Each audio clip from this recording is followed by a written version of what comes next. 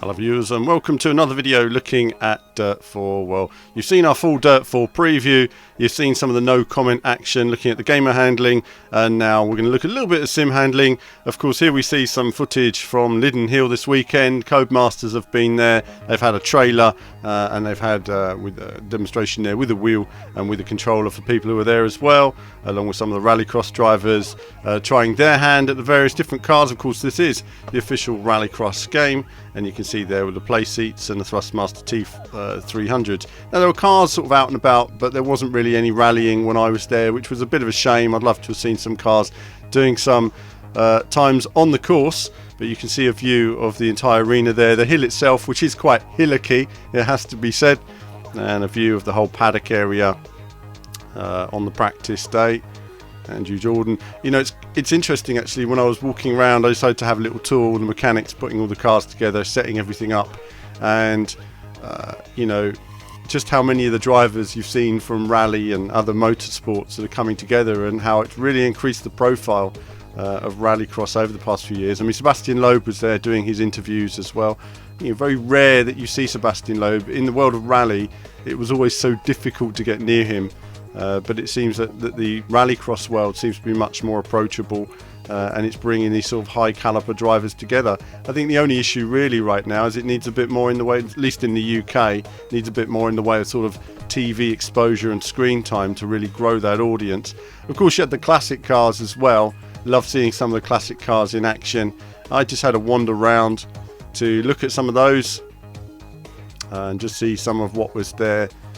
You know, these are sort of the old rallycross fans, where it came from years ago, and it's nice to see some of these. You know, they've really sort of souped up the engines as well. You know, never judge a book by its cover, never judge these cars just by how they look. I could tell by some of the engines that they were pretty heavily souped up and would absolutely hammer it around the course. And it was just nice sort of from an automotive perspective, you know, getting a vibe of the event. You know, I'm not somebody who's experienced with rallycross. I've not been to a rallycross event before, and just it was sort of very open and down-to-earth nature, at least if you compare it to some of the other events, say like Formula 1, which would be the opposite end of the spectrum. As we look at the Audi there, lots of Audi power, and a very popular car, no doubt, for people to take a look at and see in action. Unfortunately, I wasn't able to see any of these cars in action, so we just got them here, but I just thought I'd get some footage for you guys. After that, of course, I went out to the racetrack, and you know, bearing in mind there was no cars out this time, I thought I'd go for a little inspection. So I walked around and decided to do an inspection of the course and see how it changed. The curbs here are larger than the ones you see in the game. The game was modelled on the 2013 course, and they've made alterations very different through there. They're quite big chunky curbs, and then I'm driving to the inside. In the game there's quite a step up to the tarmac here, but actual fact it was quite smooth. In fact, it was a banked corner smooth onto the tarmac. Very bumpy on this section, very bumpy indeed, and you can see there the sort of tarmac, there is holes in it and stuff, but very smooth on the late tarmac along the outside there. So you really want to get onto that pretty much as soon as possible. There's an awful lot more grip there for you if you can get onto it. Coming in here, storming in, and you'll be getting your opposite lock on, skidding round, using all the runoff. There I am, doing the whole racing line while walking around. Sorry it's a bit shaky. You don't actually notice. I can tell you right now, walking up this hill, it's actually quite tiring. It's actually quite steep to walk up, and it was a very hot day, and I haven't been feeling well, so I had to do all of this. And thought, let's look at the view at the top of the hill. Wow, okay, and then keep on going, and then use all the track on the exit, and then peel off. So it's a nice little inspection to see the course, see the tarmac, see the curbs, see how close it is. Then I did a whole piece to camera with Paul Coleman actually doing the filming for me, and unfortunately, guess what happened? The microphone didn't work properly for whatever reason, so it wasn't picking up. And so unfortunately I couldn't use my report from the circuit. This was my first go then using the simulation handling. Automatic gears, it was set up for the people at the show. I find it much easier to drive with manual gears. I have much more control over the car. So here it was just a case of let's just see what the handling's like basically. and I'm going to talk about this throughout the video. I was finding it quite challenging on the dirt sections there. You can see I was understeering a bit all over the place. Really, you need a few goes to find out where the braking points are and how the handling has changed, but I'm going to do my best to give you my feedback on this based on just Lydden Hill. So going into the dirt section, I found that the car you really have to oversteer the car, get on the power quite early. I found that it was easy to oversteer, easier than I would like, but then you'd get a lot of understeer on the exit, and I wasn't always clear on I was backing off the power and trying to find a different way to get traction. I didn't have time at the event to find the perfect line, so then I went and sat on the Codemasters stand and had another race, and this is my third race you'll see at the end of this video as well, and was just trying to get used to it. Tricky with the old curbs, you can see they're different to what we have now, and of course the tarmac is slightly different. You can see it's quite raised there, whereas it isn't now, it's more banked. But then you get lots of understeer on the dirt, so you really need to just keep it sliding through there, and so that would need a bit more of a technique change to get used to that, much like playing the original one. So I found that the drifting was slightly different, but one thing I must point out is that it's very difficult for me to compare specifically to Dirt Rally, because unless I'm driving the same car on the same course side by side, some of what I'm encountering could be a nuance of the car. And if you've played a lot of Dirt Rally, you'll know that some cars are an awful lot easier to drive than others. So I was getting used to it, but it wasn't quite where I wanted to be. Of course, then we had some footage. This was played with a controller now, and I thought I'd just been playing the gamer handling stuff that you'd seen in part 1. I switched it to the sim handling, and thought, right, let's see how we get on, and immediately, right, braking's quite different.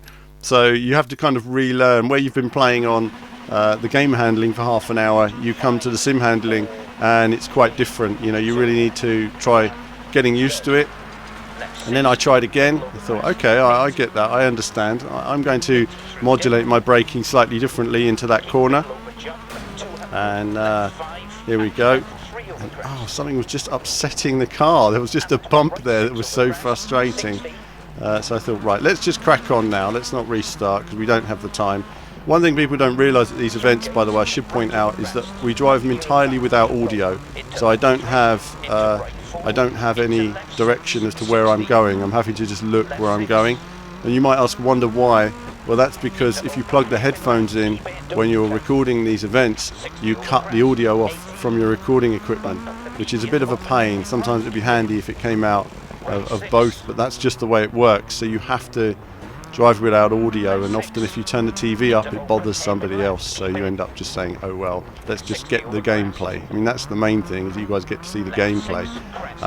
So it's always very challenging, I think, in terms of the test environment, but either way, you know, you're playing it silent, trying to figure out where you're going and how the car's handling. That car was quite challenging. I then changed cars to this one, and I thought, well, what is this, a Fiesta? I thought, well, it's a bit easier to drive. I was being very conservative with my driving. I wasn't hammering it round, so you're not going to see me sliding the car into every corner. I might get a bit more loose with the car as the stage goes on, but I was mainly just looking at, you know, trying to get the car round without crashing on every corner, frankly, to record a video. And that way it worked fine. So it was much more conservative with my speed, like Dirt Rally. Just think Dirt Rally, really. I mean, it's much like Dirt Rally. I couldn't tell you the difference between this and Dirt Rally in terms of the grip and handling. Again, you need to do cars side by side. I can tell you that the challenge is a lot higher now, in the sense that there'll be randomized stages, and a lot of people learn a stage and then show that they're brilliant, but how were they on their first go? How many times did they crash becoming good at that stage, and how do they adapt when it comes to natural driving? That's going to be a very different skill. There's no audio to this segment, by the way. In fact, I've not used any of the replay audio because unfortunately there was licensed music playing in all the replays, so we weren't able to use the audio in this or any other video. Hence, whenever I jump to replay, you'll hear in-game audio rather than the actual audio that's happening there. But as ever, it sounds great. It's just obviously we can't include that licensed music. I didn't know it was playing because I didn't have any audio. So yeah, replays, of course, they run at 30 frames per second on the console. Enabled them to include more detail. I do like these helicopter cam views. These are for me the sort of the views I really enjoy in the replays. Apparently you can watch the whole replay from that view, which shows how much of the environment that they're mapping. And then you've got that stop by the marshal thing, which you can have as, you know, as sort of real time, or you know, you can have it sort of automatic or manual sort of thing. So after that, I thought, well, let's just have a quick look at the Sweden stage. Again, no practice, just jumping in. I've got 1 minute to record some video. What are we going to do? Record nothing, or record me crashing a bit? You know, watch what you like in that sense. I thought, well, I want to show you guys the visuals, so let's just jump into this and see what it's like. Again, it's, you know, it's tricky. You know, these stages are so narrow that until you've really got the hang of the car, you can't really throw the car in as much as you would like. You know, as soon as you touch those walls of snow on the outside, you're going to come a cropper in some way. But I mean, if you think about it in terms of the stage technology they're developing, this sort of randomized system, I think it's certainly, you know, good progress.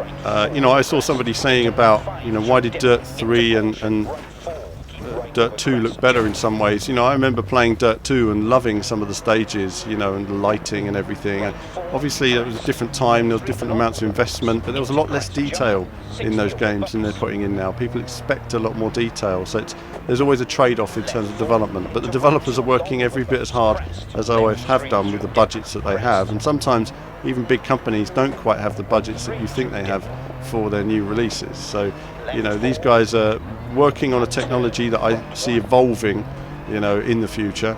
But I think that in terms of the 5 locations, would I have liked more? Yes, I probably would. I always consider 8 locations to be the magic number. That's my feeling in terms of locations in a game. I like to see 8 locations. But we have what we have. And I'm sure with the stage stuff they have, it will keep people going a lot longer than, say, Dirt Rally did. Because when you've explored those rally stages and you've done them a million times, you know, you want to try something new, because that's the essence of rally. It's not like a racetrack where you're optimizing lap times. You know, rally is about almost an exploration of the stage. You want to be challenged with something new. You want stages too long to memorize. I was actually trying to push a bit harder there and then just crash straight away. You know, as soon as you try to go a bit faster, it was, you know, there's a very fine line to the limit. The car was sliding a lot on the snow. I was braking earlier, trying to get the back end in, but you know, it was tricky on this condition. You know, and again, using the controller, you know, I can't fault the controller control throughout. I think they've done an excellent job. You know, much like playing Gran Turismo Sport recently, which probably felt as good with a controller as it did with a wheel, surprisingly. In fact, I think I did my best lap time with a controller on Gran Turismo Sport. So in that sense, they've converted it very well. The car felt in control, and it felt when there were mistakes made, you know, I made those mistakes, and I knew if I had a chance to reset and try again, then obviously you get better and better, and then you make your perfect race times. More crowds there, more people, it's nice. I look forward to the day when you can have, like, you know, 20,000 people in stage lining the road. You'll never have the whole people stepping out the way thing that you used to have years ago, but in a game, because they wouldn't allow it ever. But it would be awesome to have that when we have lines of people really generating that event sort of atmosphere. I think so many racing games, especially rally games, lack that atmosphere because they have just these sort of deserted circuits, if you like, and there's no marshals and there's no you know, sort of atmosphere and detail to it. So this is a very technical stage. Trying to work my way through it. You hear the snow crumbling as I'm driving along. Goodness me, it's tricky. You know, you go much faster and you just immediately start to go wide, and you're like, oh, don't touch the wall, and I'm just clipping it there. You know, as soon as you start to go faster, the car becomes quite light. So you need to be in the right position when you're on that stage. I thought, for fun, you know, whatever, let's just show some outside car view action. For those of you like, and then I realised, do you know what, I can't drive from this view. I'm going to change back to in-car view. So we got a bit of bumper cam. goodness. Just trying to keep it on the straight and narrow. It's tricky. There's quite a crest to that section. And we come over the finishing line. So that was quite hard work. That was quite hard work. Those stages are very precise. I was just testing the automatic nature of the driving at the end there. Could I just crash into these signs? I can. Then I went back to the Land Rush vehicles, and of course we've got these big trucks. These are the four-wheel trucks, and yeah, these were a lot of fun to drive. They were much more sort of moving around a lot more in terms of sort of suspension and movement. They were much more loose in terms of the way they moved. I found these an awful lot more fun, and I remember noting at the time, you know, in fact the rear-wheel drive are even better because they're a bit more challenging to drive. That's great. You know, I like that power. I thought I wouldn't mind playing this with a wheel and trying that out. So either way, this was good stuff. So I'm working my way around, and you know, now I've got to come up through the field. I'm thinking, okay, I like this. I like the way the handling's going. Yes, the cars are drifting. You know, if you imagine, I did a race on these, and then I've come from that to the sim handling. You turn into a corner where you were turning in before, and suddenly it's just not going to make it. You haven't made the braking point. You haven't judged it just right. So you've got to alter the way you approach the game, how you get on the power, and there's going to be I think a bit of time in sort of adjusting in terms of finding the right technique of how to do this. Again, the AI, I don't know what setting the AI was on. I have to admit, whatever the default setting was, I jumped on there. I found the AI to be a bit easy when I was racing. I think on these races, you know, bearing in mind how many mistakes I was making, I think that you'd be leading easily. So I think that once you're in the zone, you know, you're going to want it on a harder setting, and it'll be really challenging. There are these little buggies, I will point out, that I don't know if we're going to see it in this video. They were very challenging to drive, though. Very, very challenging to drive. And I worked out how to drive them, but didn't have time to restart, properly run a race. So, yeah, these trucks, you can see the field spread's actually quite high now, but it took a few corners to just learn how to drive them. But as soon as I got the hang of it, it seemed pretty straightforward in terms of also learning the track as well. Didn't know which way to go. So you're just sort of getting a feel for that. But, I carry this across in a moment to the rear-wheel drive, what I've learned here, and then the rear-wheel drive was a bit more logical. Once I make a mess of it on turn one, I understand. I see, right, I understand how you've got to drive these now. Getting used to it gradually. So again, all with the controller. This is all with the controller, not the wheel. I do look forward to playing this with a wheel and just seeing how it works with drifting in and the opposite lock. See, the AIs have made a mistake there. Just sort of bunched up the field a bit. That's nice to see. I do like to see the AIs making mistakes as well. I've not got that corner right at all. So again, got to learn your line and how to get into these corners, and goodness, it's challenging trying to figure it out. But really you want to power in nice and early into an apex and then go sideways out so you get a good exit. I mean, all these, whatever racing you're doing, it's always about exit speed. That's always the objective. Slow in, fast out if necessary. And these are big heavy trucks, so they will be a bit slower in. Nice dust particles though, isn't there? I mean, there's lots to look at in terms of the dust and the sort of particles that we have sort of going on there. Lots of action.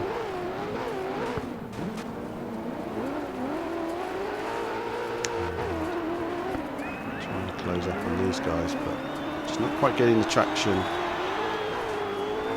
want. On the wrong side of the track here.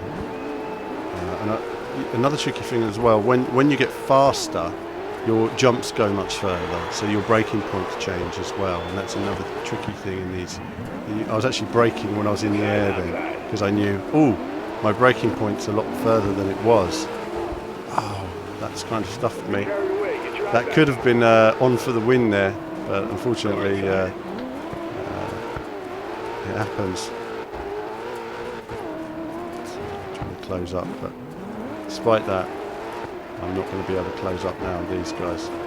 So it's bump and grind racing, but I did enjoy the racing. I thought, wow, this is great. You know, how many sim truck games have I played? None. I haven't played any. So it was good to try something like this and try a different discipline that was a bit more rugged. That worked really well. Then I went to the rear-wheel drive trucks. I thought, okay, you know, I can apply what I've learned over those laps to these trucks. That's no problem. Going away from the line. Again, lots of dust particles. It handles it really well. This is a PS4 version. And I've gone again for a mix of the 2 camera views here. Give you guys a replay. Going to turn 1. Get on the power as I was, and whoa! Okay. Right, I can see the handling is different here. Loads of rear wheel power these trucks have got. I mean, they're not just rear wheel drive. I mean, it was a rear wheel monster engine. And once I understood, okay, that's how it's going to be, I thought, right, well, let's just try and work our way up. Now, you see, you're in 2 minds when you record a video like this. You're saying, I could restart that corner, restart the race, and then just dominate the race. Or I can show the mistake. I like to show you guys the mistakes because I like to show you what I've encountered. I'm like, wow, I've learned the fact that this has massive rear wheel power. Otherwise, you do a restart, you control the rear wheel power. It looks just like the 4-wheel drive truck once you get into it. So it really does show how different it is to play. And now I was really getting the hang of it. I actually was doing much better with this truck than I was with the 4-wheel drive. I was getting it in a bit earlier and understanding how to make the most of some of my exits and just working my way through here. Sort of jumble between all of them there. Through into the lead. And that is pretty much that. I think I'd probably make a mistake in a lap or two's time, but other than that, I was really enjoying myself. You know, I was just saying, you know, I like this course, I like this truck, and I like the way they've, you know, brought something in that's going to add a bit more longevity to the dirt. If you imagine it's dirt rally with other stuff to an extent, that's kind of what it is for me. And that's kind of what we got here. I think it's a bit of light relief. I also like the fact they've got the gamer handling in there because, as I've said in part 1 of the preview, that you know, I have friends who just couldn't play dirt rally. They just crashed off every corner and didn't enjoy it one bit. So it's nice that it gets those people involved in rally. Now, remember, we want to get more people playing rally games, but also I think this kind of stuff, when it's the arcade racing, it's, you know, it's fun to play. But as soon as you turn off those extra assists and you increase the sim physics, as it were, you make it all round different. You know, suddenly it's more challenging. You see there, I got on the power a bit early and the back end just stuck out. And now you can see there, the weight there was just sending me from side to side for a moment as I had to sort of back off the power a bit to get a bit under control and then be a bit more progressive in terms of my acceleration. You know, you really do need to throw it into the corners. I say I'm doing a steering wheel motion, but I'm using a controller to demonstrate the motion there. Lots of opposite lock into each corner. Not full acceleration through the corner. First time I went into a corner, I just, you know, put my foot down, as it were. No, you're actually about half power, and then you increase the power more and more as it straightens up on the exit. But you're not full power through the apex, so you are sort of, you know, trying to get traction with the wheels and building on that rather than just tons of wheel spin, because you will just sort of spin out or spin round and just not going anywhere. And I think that's part of what I was doing with the 4-wheel drive trucks. In a way, I needed to be a bit more progressive in terms of braking a bit earlier, turning in a bit earlier, and being more progressive through the actual race. But I want to share all this with you, and here I am now. So it's been a bit of a lonely race, this one. But as I say, you know, you learn from the first race, you go back again, and then you understand a bit more in terms of how to get the most of it. The truck was a bit sloppy on the jumping there. Oh, it's moving around a bit, but that's okay. We've got a nice big lead. So lap 5 of 6. I was trying a slightly different technique there. It wasn't really working for me. So what do I try doing? I try braking before the corners. I try riding the brake. I try going flat into a corner. I try progressively going through a corner.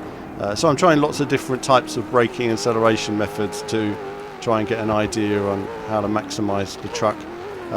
Different lines, turning in wide, early, different things, going wider on the exit, going narrower on the exit.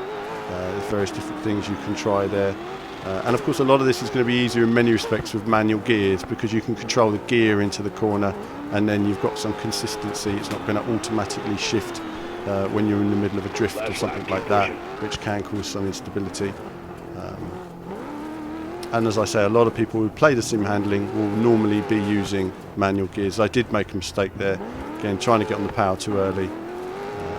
And I think that it's one of those vehicles where, you know, as you try and improve your lap times, you know, you're going to be pushing harder, and it shows how you can make those mistakes. And I think when you're racing with your friends who are also competent players, that's going to be good fun as well. So I'll just leave you to for a second, just for a final few corners of this run, and then we'll have another look at Lydden Hill.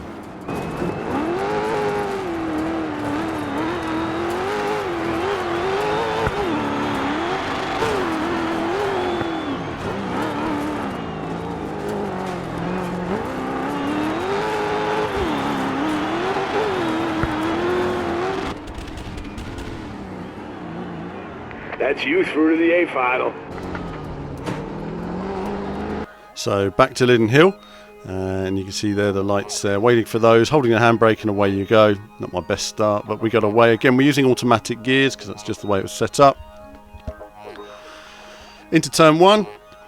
Got the car in a bit more this time, not quite where I'd like it, but understanding how to get it in, using that tarmac on the outside, much more grip, to oversteering in, stamping on the power. Oh, getting a knock there which sends me wide into the wall. It's okay though, we're still going and braking at top of the hill, late braking, but also you want to get that car in, so you want to really oversteer into the corner and really sort of push into the dirt section here. I wasn't quite getting that right at this stage, still struggling through there, but at least my line was better than it was before. Following the leaders, trying to brake, get the car in. Again, not quite nibbling I found that when I nibbled the tarmac a little bit on the inside, I just got a bit more grip, and it helped me with traction on the exit, so you'd need to work on that. And then again here, trying to get the car sideways, looking at the curbing, so you're ready for the runoff on the exit, going way wider than I'd like to be going, but wasn't able to figure out how to prevent that at this time. And again there, wide on the exit when you were using all the power. I say using all the power, I'm only using a small percentage of the power, essentially, in terms of the what's available through the chicane again, and just trying, while I'm in a rhythm, getting through the chicane, trying a different technique, oversteering into the corner this time. Went a bit too far, but luckily it sort of saved me by touching the tarmac, and now, as I get taken out, so it's just one of those things. So continuing on my race. No time for restarts, you know, we just got to run this and get the video content. So I'm just thinking, right, okay, let's try and improve my time, what I've got. And again, trying a different braking method into here. And better that time, still not as tight to the entrance, but you don't want to hit that curb that's on the left hand side, because if you do, it's going to be one of those sort of bad Monday moments, as they call it in Dirt Rally. Yeah, it's not good. So improving all the time. I needed a bit more time on it really, but it was just a case of, you know, trying to understand what's different, what is different. I mean, and I to be quite honest with you, I couldn't tell you, because I couldn't tell you whether it was down to the car behaviour or the circuit feeling, anything like that at this stage. I mean, it felt a bit more natural, it felt a bit more fluid. The car was drifting more on the dirt section. I would say the car was a bit sort of more rigid in terms of the last game when I was playing Lydden Hill. It was more challenging to drive this time, of that there's no doubt. It was definitely more challenging to drive, but and you can see that I was just struggling with the car at slow speeds, and, you know, unable to get it through the corners. So whether I needed to handbrake some of those corners, I don't know. I would need more lap times to investigate that. But I just didn't have the time to, and I didn't have the comparison to analyse both games. I think you're going to, if you're a regular Dirt Rally player and you play it all the time, a lot of people will be talking about comparisons and they won't really know what they're talking about. But rather than giving you a load of nonsense, I'm just going to tell you what I was feeling. And for me, it was mainly just trying to optimise my lines through this race and figure out how it was working. The AI have been more aggressive through this. That's no bad thing, but obviously a couple of times I got taken out. So you do need to be mindful of the AI, but there's not a great deal you can do when they sort of punch you like that. I was gradually getting my lines and improving them gradually throughout the race, so that's something.